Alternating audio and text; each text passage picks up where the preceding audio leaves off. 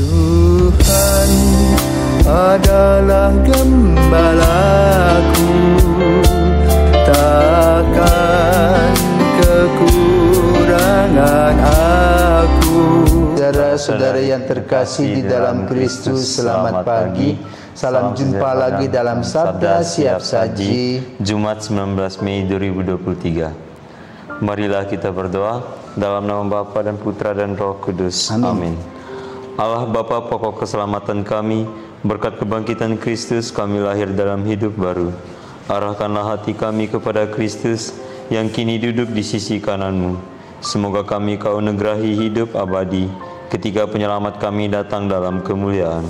Sebab Dialah Tuhan pengantara kami yang bersama dengan Dikau dalam persatuan Roh Kudus, hidup dan berkuasa Allah sepanjang segala masa. Amin. Tuhan bersamamu dan bersama rohmu. Inilah Injil Yesus Kristus menurut Yohanes. Dimuliakanlah Tuhan.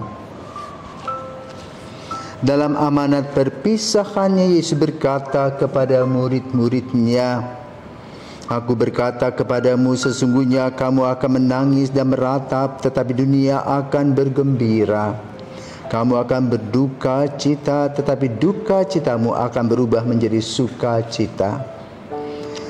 Seorang perempuan berduka cita pada saat ia melahirkan, tetapi setelah melahirkan anaknya ia tidak ingat lagi akan penderitaannya karena kegembiraan bahwa seorang manusia telah dilahirkan di dunia.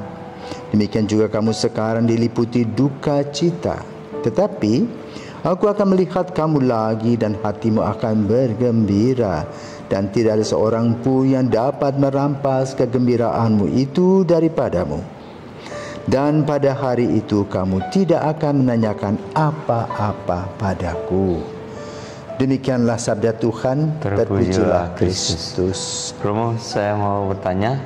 Di sini Yesus berkata, kamu akan berduka cita, tetapi duka citamu akan berubah menjadi sukacita. Saya ingin bertanya, sukacita apa sih yang dimaksudkan oleh Yesus nih? Baik. Kamu belajar ya. Kelas berapa sekarang? Kelas 11. Kelas 11. Tahun depan mau ngapain? Rencananya lanjut. Lanjut akan ujian toh? Iya. Nah, apa bedanya antara minggu pesiar dengan hari-hari lain? Kalau minggu pesiar tuh lebih bebas, lebih bahagia.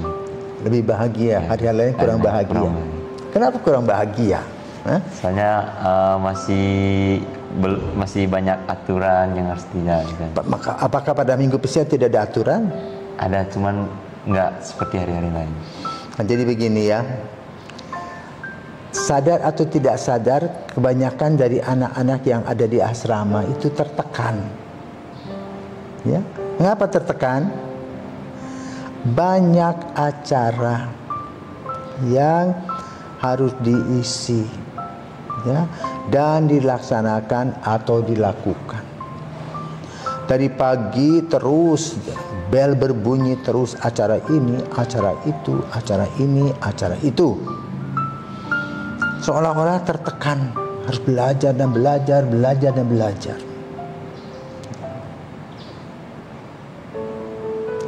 Lalu ada waktunya ujian.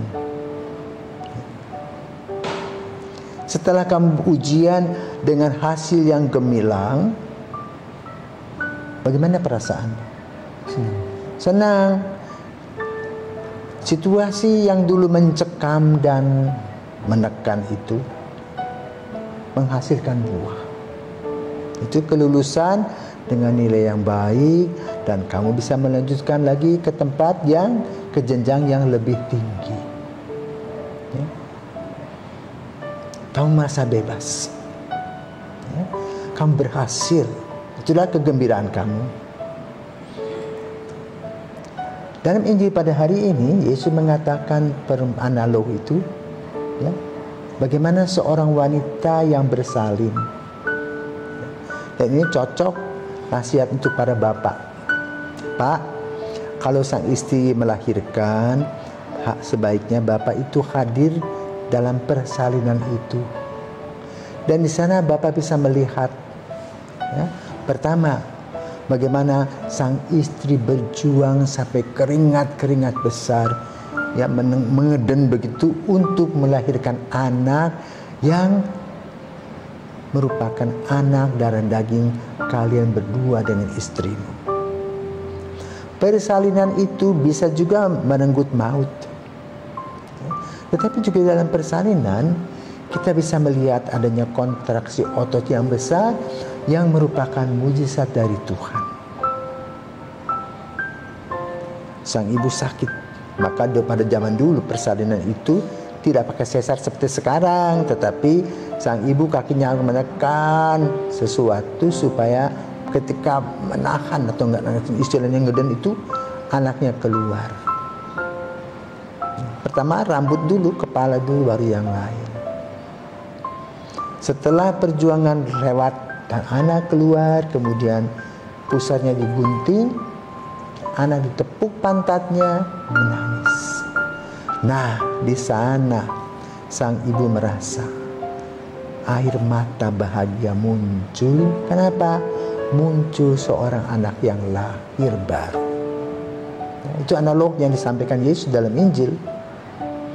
Apa sih analog itu? Apa sih maknanya bagi kita? Kita baru saja merayakan kenaikan Yesus kemarin. Apa yang dilakukan oleh Yesus sebelum dia naik ke surga? Setiap hari Yesus mengunjungi para murid. Ya. Dengan tentu saja yang tidak tertulis dalam Injil. Apa kabar? Selamat pagi, selamat siang, selamat malam. Kamu sudah makan? Apa kamu punya makanan? Bagaimana situasimu, baik-baik? Ya. Yesus senantiasa. Dan Yesus memberikan gambaran, ya, bagaimana ke depan. Seperti bumi ini tidak rata, ya. Ada bukit, ada gunung, ada lembah, ada sungai. Dan di sanalah gambaran manusia naik turun. Ketika kita turun ke lembah, kita naik lagi, maka peredaran darah kita, tubuh kita, jantung kita terus juga bekerja. Dan lalu kita bisa melakukan apa-apa saja ketika kita sehat. Maka kesehatan yang kita miliki itu membuat kita gembira, bahagia. Karena kesana gampang, kesini mudah. Tetapi pada saat sudah tua nanti, udah genggeh, sudah tidak bisa, mungkin temannya jadi tongkat, punya kursi roda, punya walker, dituntun, dipapah. Ya. Maka ketika orang-orang tua ini lansia, mulai dengan kekurangan semuanya itu, lalu mulai mereka bernostalgia yang lalu. Bagaimana mereka, para atlet menjadi atlet yang terkenal. Seperti misalnya contoh, Rudi Hartono yang kita kenal sebagai juara bulu tangkis itu, berapa kali berturut-turut itu sekarang pakai kursi roda pada usianya 70-an itu. Dia tentu akan mengenang kembali luar biasa yang Tuhan berikan kepada dia ketika dia muda. Ya. Dan dia ingin mencapai kebahagiaan itu. Karena itu goal atau visi kehidupan kita adalah keselamatan. Maka Yesus ketika berjumpa dengan para murid mengatakan, damai sejahtera bagi kamu. Jangan kemerungsung, ya, jangan cemberut, kasihan cemberut, kumismu bergoyang-goyang, ya, senyumlah, ya, matahari selalu menyinari. Kadang-kadang ada hujan, ada mendung, ya, kesulitan datang, tetapi kita harus mengurai kehidupan kita dengan melihat bagaimana karya Tuhan hadir dalam kehidupan kita. Dan karya Tuhan yang hadir dalam kehidupan kita adalah apa? Kehadiran putra manusia, Allah yang menjadi manusia, yang pada hari raya kenaikan itu pergi menghadap Bapa di surga selama 40 hari bersama dengan para murid sesudah kebangkitannya. Maka sisanya apa? Ketika para murid bersama dengan Yesus, semuanya tergantung pada Yesus. Sekarang mereka harus melihat talenta mereka, menggunakan talenta seperti seorang anak, ya. Seorang anak itu digendong, kemudian belajar berjalan, ya. Kemudian bisa berjalan sendiri. Betapa senangnya anak ya ketika dia sudah bisa berjalan, cekak, senang sekali begitu. Ya, itu menggambarkan kegembiraan. Maka kita juga dalam kehidupan sehari-hari kita harus bisa mandiri, melihat persoalan-persoalan kita dengan kacamata yang jernih, bahwa Tuhan itu hadir dalam langkah-langkah kita, sehingga kita bisa menikmati hidup ini dengan senang dan gembira. Itu yang dimaksudkan oleh Yesus, ya, bahwa hidup ini bermakna, bahwa dengan kepergian Yesus kita menjadi orang yang lebih dewasa. Tetapi juga jangan lupa, hidup senantiasa ada 4 hal. Kita harus tahu kekuatan kita, talenta-talenta kita, karisma-karisma yang Tuhan berikan kepada kita. Kekuatan, kelemahan juga ada. Mungkin kita kurang tanggap, intelektual kita ya pas-pasan saja, ya, lamban, seperti itu. Nah, kita sadari. Ketiga, ada hambatan. Hambatan itu bisa internal, bisa eksternal. Bisa dengan rekan-rekan kita yang dekat, kita dimusuhi atau apa, ya, atau fasilitas kurang dan sebagainya, ya, hambatan. Tapi juga lihat peluang.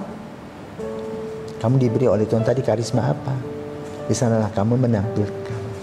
Kalau kamu hebat dalam tenis, main tenis yang baik, jadi juara. Kalau pemain basket, main basket. Kalau kamu suka di laboratorium dan sebagainya. Kalau kamu bisa berdoa, ya galanglah hidup doamu. Sehingga kamu merasa dengan 4 hal tadi menjadi orang yang dewasa dalam mengambil keputusan. Dan ketika kita mengambil keputusan, kita bisa menikmati hidup. Ya, sehingga kita tidak hanya berduka cita, tetapi juga kita ada arah. Seperti digambarkan tadi, seorang wanita yang melahirkan anak, melalui perjuangannya, kemudian dia bahagia. Itulah kehidupan kita. Semoga semangat kenaikan Yesus hadir dalam langkah-langkah kita selanjutnya. Selamat pagi.